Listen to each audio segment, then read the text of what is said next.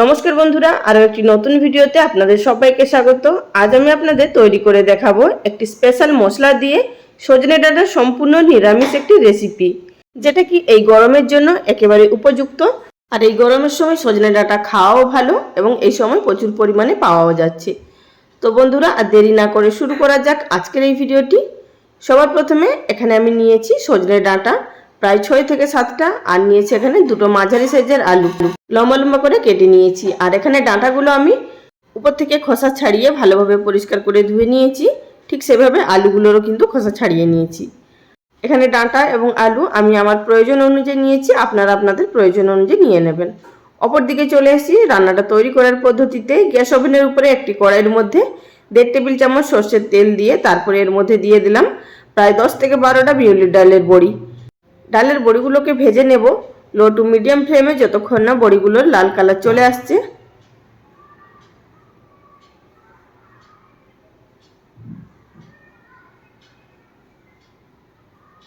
তো আমার এখানে বড়িগুলো উল্টে পাল্টে ভেজে নেওয়া হয়ে গেছে। এবার এই ভেজে নেওয়া বড়িগুলোকে তুলে নেব।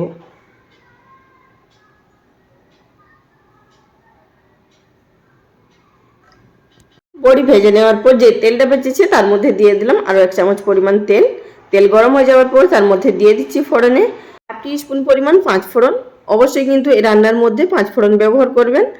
এবার দিয়ে দিলাম এর মধ্যে একটি ছোট এলাচ, এক টুকরো দালচিনি, দুটো শুকনো লঙ্কা আর একটি তেজপাতা। তো ফোড়নটা থেকে মিষ্টি একটু গন্ধ বেরোতে শুরু করার পর এর মধ্যে দিয়ে দিলাম আগে থাকতে কেটে ধুয়ে রাখা আলুর টুকরোগুলো। আর এখানে কিন্তু অবশ্যই আলুগুলোকে প্রথমে লাল করে ভেজে নিতে হবে, তারপরে কিন্তু ডাঁটাগুলো ব্যবহার করতে হবে। আলু ডাঁটা যদি একসঙ্গে ভেজে নেওয়া হয় তাহলে কিন্তু ডাঁটাগুলো একদমই খড়খড়ে হয়ে যাবে এবং ডাঁটাগুলো যখন রান্না হয়ে যাবে গলে যাবে। সুতরাং আলুগুলো যেহেতু সিদ্ধ হতে সময় লাগবে, আলুগুলো প্রথমে ভেজে নিতে হবে। আলুগুলো ভাজতে ভাজতে দিয়ে দিলাম স্বাদ মতো নুন দিয়ে দেওয়ার পর এবার গ্যাসের ফ্লেম লোতে থাকা অবস্থাতে ঢাকা চাপা দিয়ে আলুটাকে ভেজে নেব।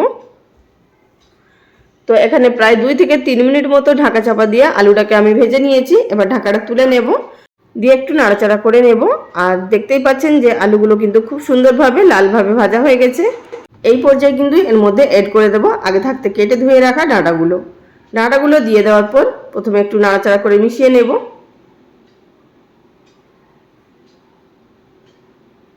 আলুর সাথে মিশিয়ে নেওয়ার পর এবার এর মধ্যে দিয়ে দিলাম 1/2 টিস্পুন পরিমাণ হলুদের গুঁড়ো। দিয়ে দেওয়ার পর আবার এটিকে নাড়াচাড়া করে মিশিয়ে নেব। মিশিয়ে নিয়ে আবার এটিকে ঢাকা চাপা দিয়ে ভেজে নেব প্রায় আরও 2 থেকে 3 মিনিট মতো। এতে করে আলুটাও আরও একটু ভাজা হয়ে যাবে, ডাঁটাটাও সিদ্ধ হয়ে যাবে। এখানে 2-3 মিনিট মতো ভেজে নেওয়ার পর ঢাকাটা তুলে নেব। এর থেকে কিন্তু আর বেশি ডাঁটা ভাজবো না, তা না হলে কিন্তু ডাঁটাগুলো ছিবড়ে হয়ে যাবে।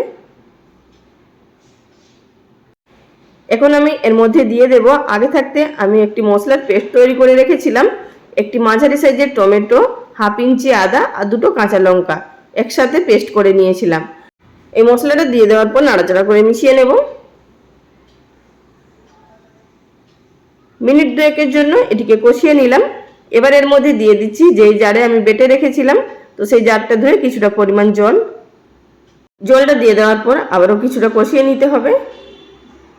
অবশ্যই কিন্তু গ্যাসের ফ্লেম এই সময় একদম লোতে থাকবে, তা না হলে কিন্তু মশলাগুলো পুড়ে যাবে। আমি এর মধ্যে গুঁড়ো মশলা অ্যাড করে দিলাম 1/2 টিস্পুন পরিমাণ লাল লঙ্কা গুঁড়ো, 1/2 টিস্পুন পরিমাণ জিরে গুঁড়ো আর 1/2 টিস্পুন পরিমাণ কাশ্মীরি লঙ্কার গুঁড়ো। এখানে কিন্তু লঙ্কাটা অবশ্যই আপনাদের টেস্ট বুঝে দেবেন। আমি এখানে কিছুক্ষণ কষিয়ে নেওয়ার পর এর মধ্যে অ্যাড করে দিচ্ছি গরম জল। রান্নার মধ্যে গরম জল ব্যবহার করলে রান্নার টেস্ট খুবই ভালো হয় এবং কালারটাও খুব ভালো হয়। এখন এটিকে নাড়াচাড়া করে মিশিয়ে নেব এবং ঝোলটা ফুটে আসা অবধি অপেক্ষা করব। এখানে আপনাদের একটু দেখিয়ে দিচ্ছি ডাঁটা এবং আলু সিদ্ধ হতে খুব বেশি বাকি নেই। এখন ঝোলটা ফুটতে শুরু করছে। এই পর্যায়ে ঢাকা চাপা দিয়ে এটিকে রান্না করে নিলাম আরও 5 মিনিট মতো। এবার ঢাকাটা খুলে নেব। এই পর্যায়ে কিন্তু আপনাদের দেখিয়ে দিচ্ছি ঝোলটা কিন্তু অনেকটাই ঘন হয়ে গেছে, এর থেকে বেশি কিন্তু আর ঘন করব না। আর আলু এবং ডাঁটাও কিন্তু খুব ভালোভাবে সিদ্ধ হয়ে গেছে।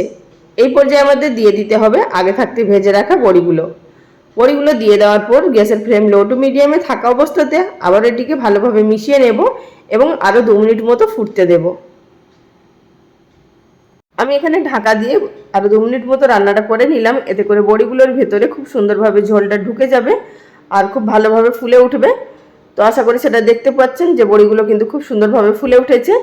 এখন আমি এখানে দু একটা আলু খুন্তি দিয়ে এইভাবে ভেঙে নিচ্ছি, এতে করে ঝোলটা আর একটু ঘন হয়ে যাবে। তো আমাদের এখানে কিন্তু রান্নাটা সম্পূর্ণ তৈরি হয়নি, যেহেতু আপনাদের বলেছি একটি স্পেশাল মশলা দিয়ে রান্নাটা তৈরি হবে। তো এবার সেই স্পেশাল মশলাটা কিন্তু তৈরি করব। অপরদিকে গ্যাস ওভেনের উপর একটি কড়াই বসিয়ে দিয়ে দিলাম হাফ টি স্পুন পরিমাণ পাঁচফোড়ন, দিয়ে দিচ্ছি এখানে হাফ টি স্পুন পরিমাণ পোস্ত, দিয়ে প্রথমে হালকা একটু নাড়াচাড়া করে নেব। এবার গ্যাসের ফ্লেমটা বন্ধ করে দিয়ে দিচ্ছি এখানে হাফ টি স্পুন পরিমাণ সর্ষে। তো দিয়ে গরম কড়াই খুব ভালোভাবে নাড়াচাড়া করে নিলাম। এবার কিন্তু আমাদের নামিয়ে নিতে হবে, খুব বেশি কিন্তু ভাজা যাবে না এই মশলা। এইভাবেই ভেজে নিয়ে এবার এটিকে ঠান্ডা করে নিয়ে গুঁড়ো করে নিতে হবে। তো আমি এখানে ঠান্ডা করে নিয়ে গুঁড়ো করে নিয়েছি। এবার এই মশলাটা এর মধ্যে দিয়ে দেব। তার আগে দিয়ে দিলাম সামান্য একটু মিষ্টি, আপনারা যদি মিষ্টিটা চান দেবেন, না চাইলে না দেবেন। তো দিলে তবে এই রান্নার মধ্যে টেস্ট খুব ভালো আসে। আর দিয়ে দিলাম যে মশলাটা ভেজে গুঁড়ো করে রেখেছিলাম। এই মশলা দেওয়ার কারণে কিন্তু ভীষণ টেস্ট হয় এই রান্না। আপনারা অবশ্যই এই রান্না একবার তৈরি করে খেয়ে দেখুন, আশা করছি আপনাদের ভীষণ ভালো লাগবে। দেখুন রান্নার প্রসেস কিন্তু আলাদা, রান্নার জিনিস সবারই কিন্তু একই বাড়িতে থাকে, যা যা আজকে ব্যবহার করেছি এই রান্নার মধ্যে। আপনারা একদিন ট্রাই করে দেখুন, ভীষণ ভালো লাগবে আপনাদের। এবার মিশিয়ে নেওয়ার পর ঢাকা বন্ধ করে দিয়ে আমি এটিকে 10 মিনিট মতো স্ট্যান্ডিং টাইমে রেখে দেব। তারপর একটি সার্ভিং বোলের মধ্যে সার্ভ করে নেব। তো বন্ধুরা আমি এখানে একটি সার্ভিং বোলের মধ্যে সার্ভ করে নিয়েছি। এটি গরম ভাতের সঙ্গে পরিবেশন করুন, খেতে দুর্দান্ত লাগবে। তো আজকের রেসিপি কেমন লাগলো অবশ্যই লাইক কমেন্ট করে জানাবেন। আজ এই পর্যন্ত, সবাই ভালো থাকবেন, নমস্কার।